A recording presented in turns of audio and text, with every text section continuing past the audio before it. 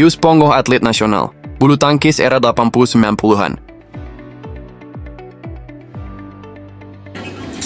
Jumpa lagi bersama Ridson Banyonyo. Hari ini Sabtu 26 April 2025 bersama komunitas FGBMFI Kelapa Gading Sport Chapter. Waduh. Nama saya Pius Ponggoh, saya bangga bisa ketemu dengan pendeta Ridson Banyonyo. Nama kecil saya Nyonyo.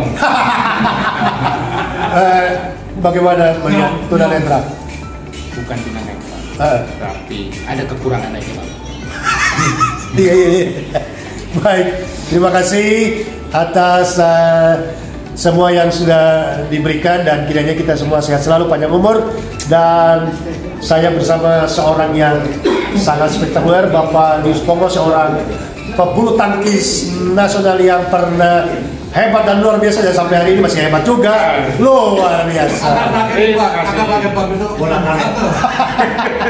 Kapan-kapan latih tunanetra, bisa nggak tunanetra main badminton? Ada kejuaraannya. Ada. Badminton untuk tunanetra? Iya.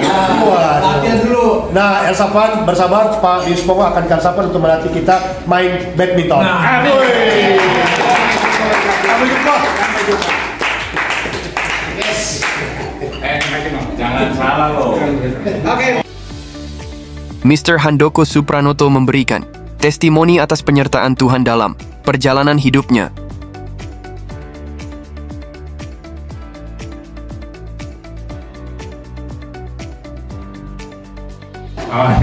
Gitu.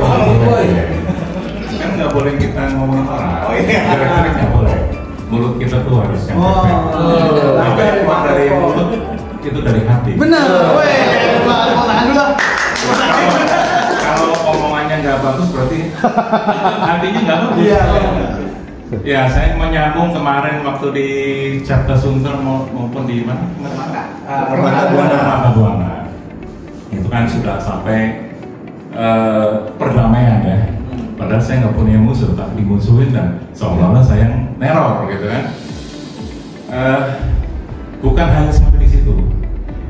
Mungkin sedikit menggilas ya, bahwa saya diteror, ditembak rumahnya sampai 2 kali, kemanapun saya diikutin ya, terus sampai anak saya hampir kena peluru gitu ya.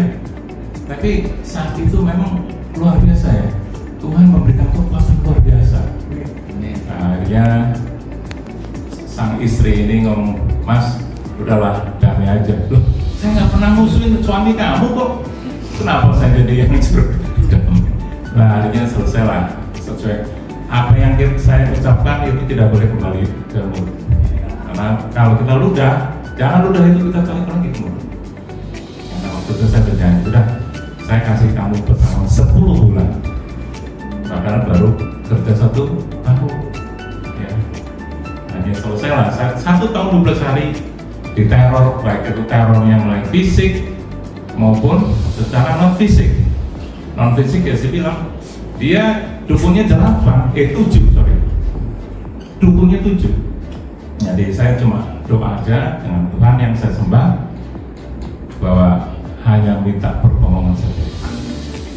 Saya menyambung sedikit karena saya hanya berpegang kepada firman Roma 12 ayat 19.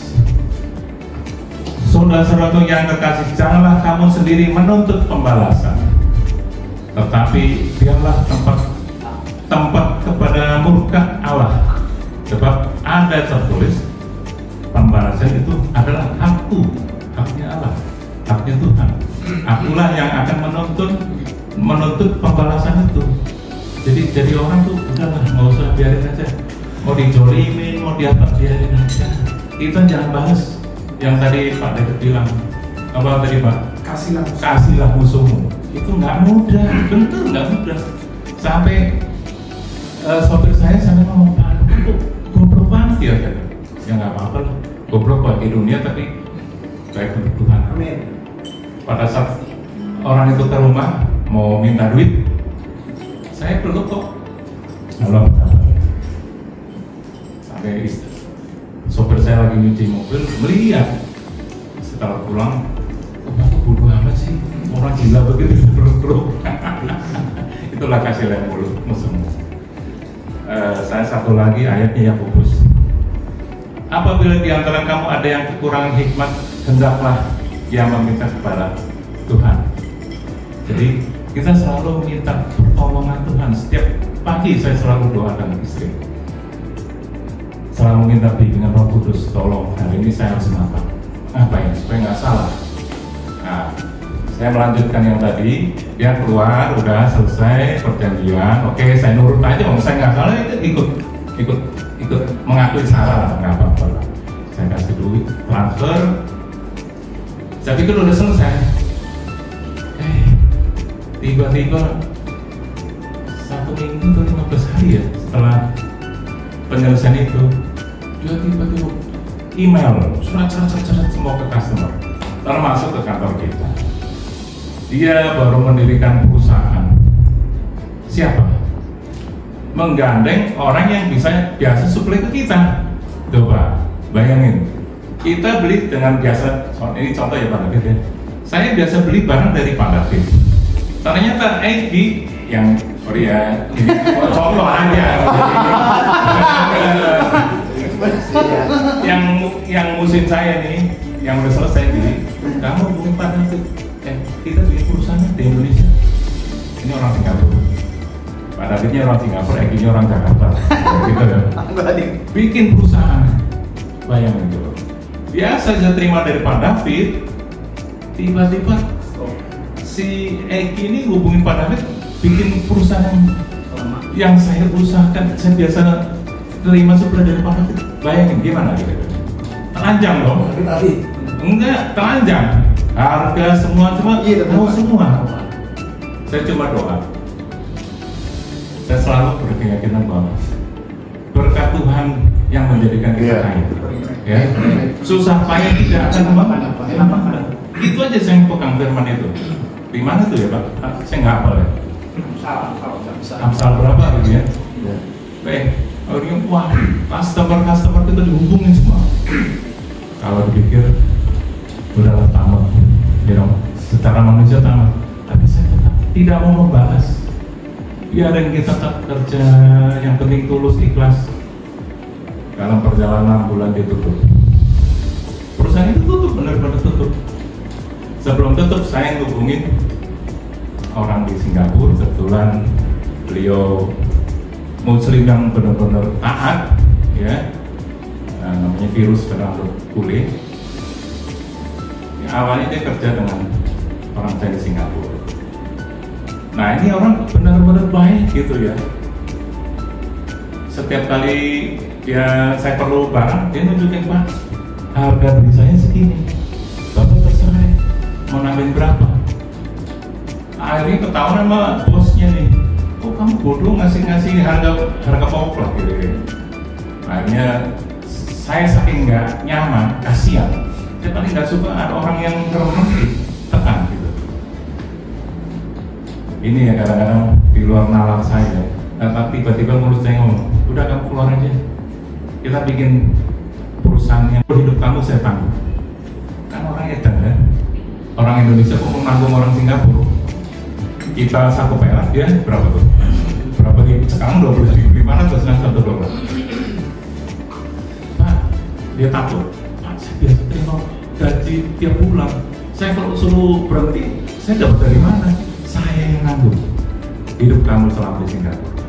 Akhirnya, puji Tuhan, begitu oke, order berjalan terus tuh. Sampai dia bisa beli apartemen bagus, ya saya bisa buat makan-makan lah, gitu kira-kira gitu ya, bareng-bareng teman gitu ya, jalan-jalan gitu. Terus berjalan. Akhirnya tahun 2018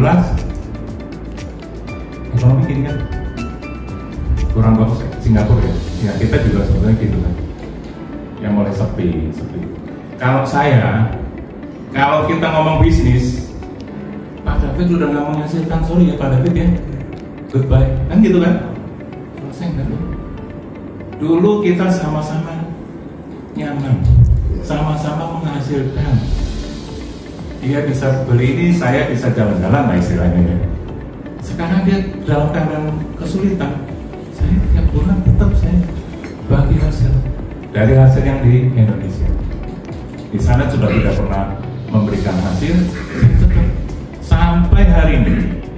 Ya. Nah, sebelum saya kenal dia udah kenal banyak orang Indonesia.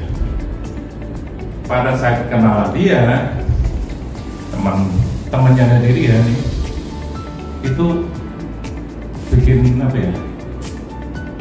Bikin panas lah. Hati-hati kamu jangan bisnis sama orang yang tidak seiman. Gitu Pak Islam. Ini orang Muslim, orang ini ya, taat ya. Ya kalau makan aja nggak ada tulisan halal nggak mau. Waktu saya ke Australia bersama dia, bingung makannya tiap hari makan roti. Nah, jadi teman ini manas, hati-hati kamu jangan gaul sama orang non satu agama lah, satu percayaan, hati-hati nanti kamu murtad. Saya dengar begitu, ayah, you boleh ngomong, saya tidak akan membela, saya akan membuktikan bahwa saya mau bisnis benar.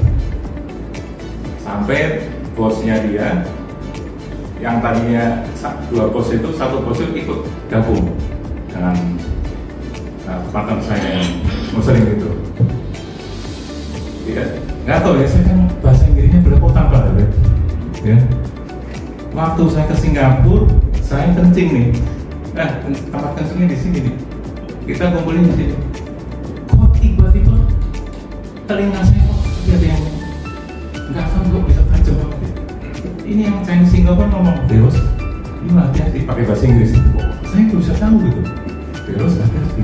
Di sama Handoko nanti kita habis. Dicurigain lagi ya. Memang saya dari kecil suka dibully Pak. Jadi apa saya nggak pernah membahas. Oke, saya cacat gitu ya. Lalu, saya belum dicurigain nih. Saya buktikan. Harusnya begitu, jangan kita down. Makanya anak saya bilang, Pak Abi kok ke Singapura kayak kesini grogol katanya. Sebulan saya 5 kali gitu kan. Apa? Mau membuktikan saya kalau mau bisnis bener.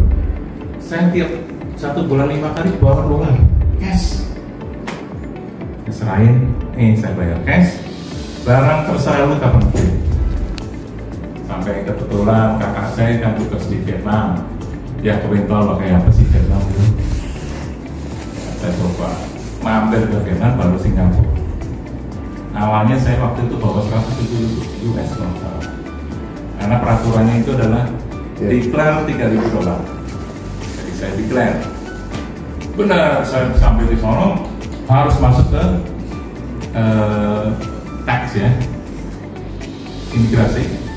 Diminta tuh duitnya, dihitung. Tapi kan di dalam, saya kan di luar. Saya bilang, kalau diambil 10 lembar aja kita nggak tahu. Ya masa yang ngitung di airport lagi, setelah itu saya hitung lagi kapan saya keluarnya dari airport kan. Terus akhirnya udah, saya pasrah aja ke rumah kakak saya hitung lagi, bener, nggak ada yang gitu. Jadi balik pun, saya balik ke Singapura untuk bayar itu. Nah kedua kali saya kepengen ke sana, pertama saya merinding, bekas perang tuh ya, airportnya kan bareng-bareng bekas pesawat tempur ya. Kedua kali teman ini dari Pak Philip nih, orang India. Aku juga ngapain dikira-kira Vietnam aman gitu kan. Vietnam aman buat apa sampai dikira nanti kamu duitnya dihitung. Bener juga sih dihitung. Alhamdulillah puji Tuhan. Saya pas waktu itu bawa 15.000. Saya coba diem. Mulus ya. Masuk. Begitu keluar, saya ditangkap. Itu tidak dikira tapi itu bawa duit. Akhirnya 12.000 disita, 3.000 dibalikin karena 3.000 kan. Dari situ partner yang Chinese ini yang tadinya nggak yakin dengan saya bisnis bilang, Pak, Virus, ya apa yang Pak Adam ngomong, yuk ikutin. Karena saya kan buka rekening di Singapura, saya sekalian full authority ya, kalau Pak kita harus tahu lah full authority ya. Apa tuh Pak bahasa Indonesia-nya?